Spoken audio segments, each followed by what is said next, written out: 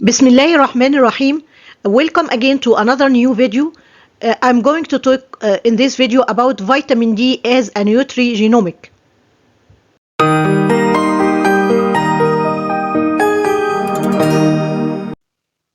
Nutritional genomics or nutrigenomics is the field of study that investigates the comprehensive effects of diet on our epigenome and transcriptome and their effects on our well-being and susceptibility to diseases.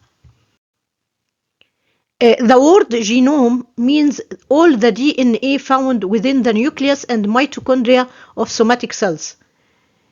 So it serves as a complete set of genetic information. Transcriptome is the primary outcome of this genome activity, which refers to the RNA molecules produced from those genes. The term epigenome originates from the Greek word epi, meaning above, the genome. The epigenome includes chemical substances that alter the genome, providing instructions on what action to take, where to do this action, and when. Different tissue cells have their unique epigenetic marks, contributing to their specialized functions and characteristics. The molecules obtained from our everyday diet constitute the primary environmental factor that we choose to take. Numerous macronutrients and micronutrients found in our diet, including lipids, lipophilic vitamins, serve not only as energy reserves but also have intracellular and intercellular signaling properties. These properties play an important role in regulating various physiological processes such as cellular metabolism and growth. And certain compounds among these substances can directly influence the expression of genes, whereas others require initial metabolism to modulate the activity of the transcription factors or chromatin modifying enzymes.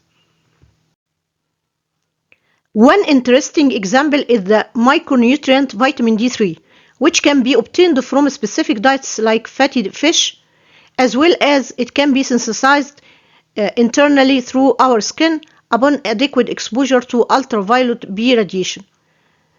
Significantly, when vitamin D3 is metabolized into dihydroxy 1,25 vitamin D3, it functions as a potent ligand for the transcription factor vitamin D receptor, so it exerts direct effects on the epigenome and the transcriptome at a wide scale.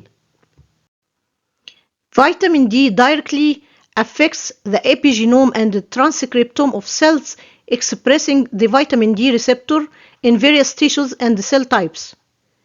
Through a ligand-dependent mechanism, vitamin D receptor binds to numerous genomic regions and via local modifications in chromatin affects the expression of hundreds of primary target genes.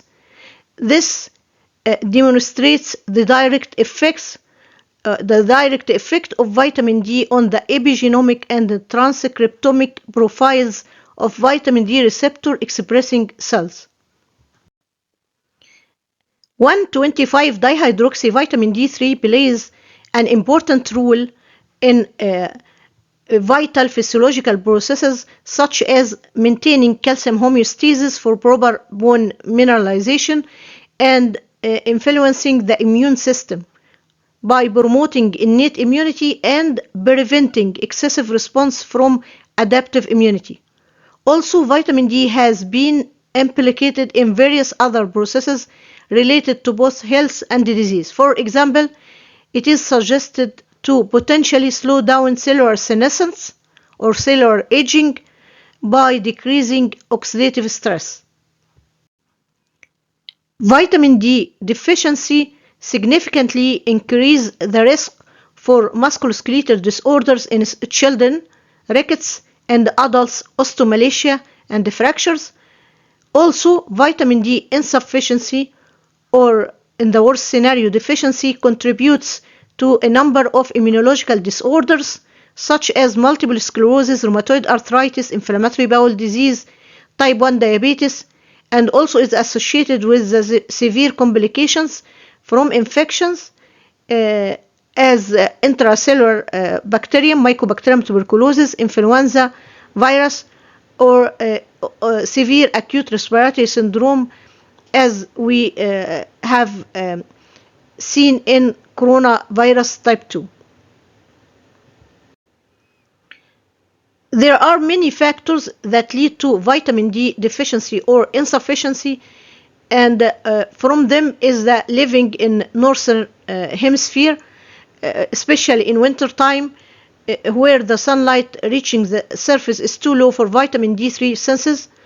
That's why the migration of humans from Africa, as well as modern lifestyle characterized by mainly indoor activities, lead to global vitamin D3 deficiency. And because the contents of food from vitamin D is very low, there is a strong need for vitamin D supplementation either in food or by pills. Among the approximately 1600 transcription factors encoded by our genome, vitamin D receptors has a distinct characteristic that make it special from this extensive family of regulatory proteins.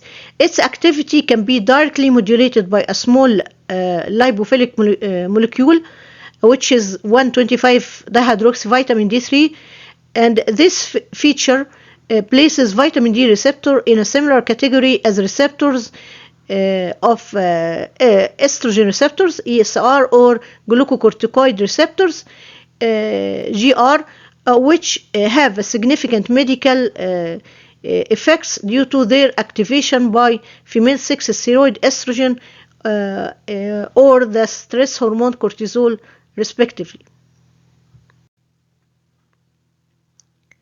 Chromatin, which consists of genomic DNA and histones forming the three-dimensional complex, serves as the physical land for epigenetics.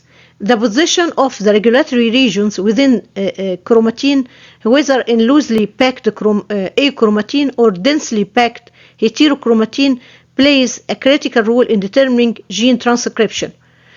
So we can understand that chromatin accessibility emerges as the primary factor that affects gene expression, as it facilitates the binding of the transcription factor to enhancer regions and RNA polymerase to the transcription start site regions, also known as core promoters. Chromatin accessibility is regulated across the three major levels of the epigenome, namely DNA methylation, post-translational modification of histones, such as methylation and acetylation, and the three-dimensional structure of chromatin. And we have two types of chromatin by this classification: achromatin, which is predominantly located in the central region of the nucleus and is characterized by histone proteins that are largely acetylated, and genomic DNA with low levels of methylation. On the opposite, we have heterochromatin that present an opposite profile, often sitting near the nuclear membrane and consisting of methylated histones and highly methylated DNA. In this diagram, we can see the epigenetic layers. We have three different layers of chromatin organizations, which is level 1 DNA methylation, level 2 histone modification. Histone is the protein where the DNA go around it, and the third level is the 3D chromatin organization. So these three layers represent either heterochromatin or achromatin.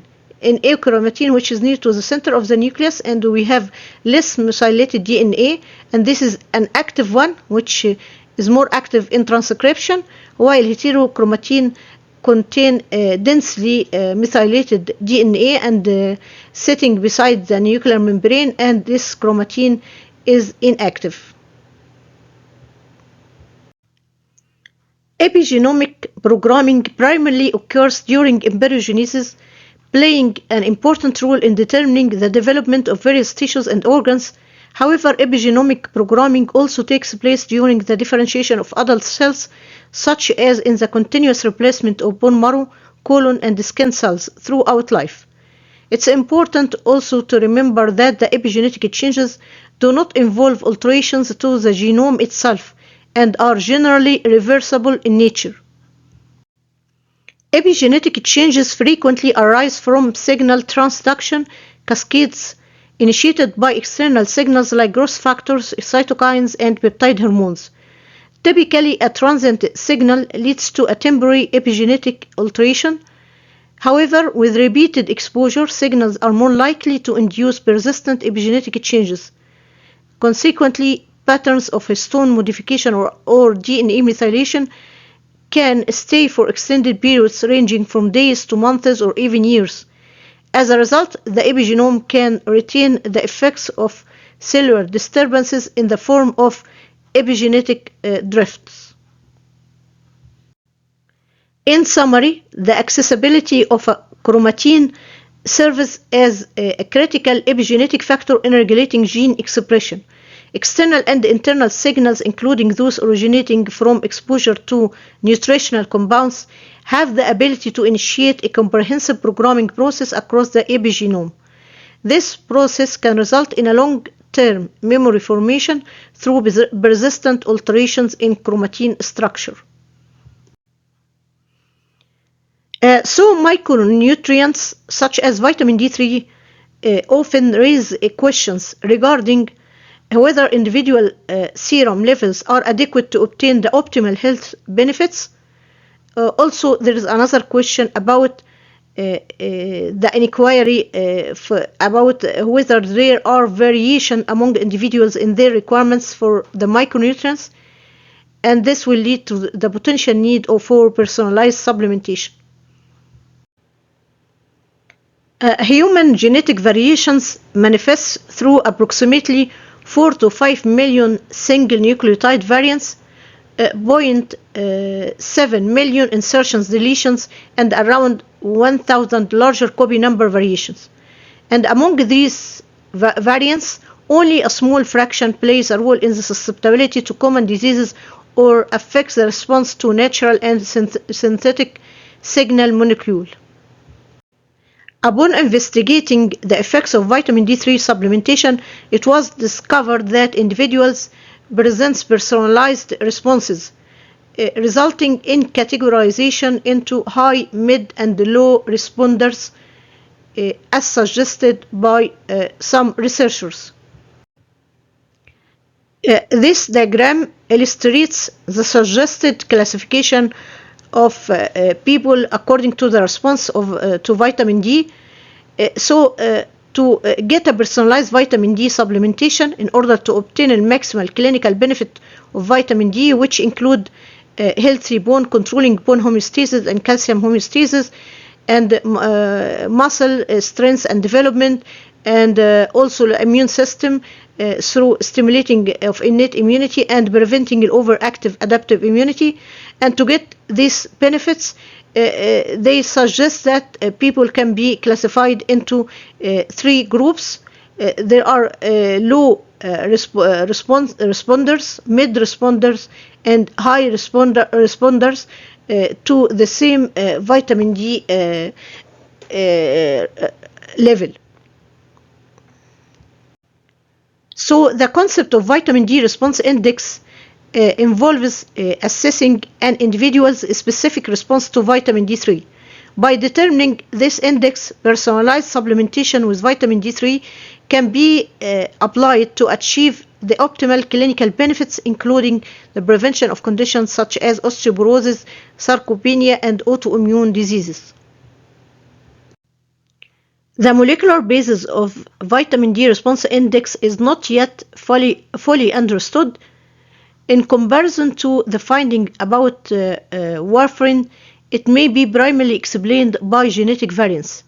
However, in fact, variations in the genes involved in vitamin D transport and metabolism can explain some of the inter-individual difference in vitamin D status. Like for example, the conversion of 70 hydrocholesterol to vitamin D3 on the skin depends mainly on a certain gene. So some people can form enough vitamin D even with low exposure to the sun, while others can't. However, the vitamin D response index appears not to depend on 25 hydroxy vitamin D3 serum levels of the investigated individuals. It means that it doesn't depend on respective genetic variants. To summarize, the field of nutrigenomics related to vitamin D responsiveness indicates the potential for personalized recommendations for vitamin D3 supplementation. Also, by stratifying vitamin D intervention studies based on the individual's vitamin D response index, it becomes possible to enhance the assessment of vitamin D protective role to prevent diseases like cancer and cardiovascular diseases. I hope that you have enjoyed this video, and I'm reminding you again to subscribe to the channel and activating the alarming bell so you can get any new updates, and thank you.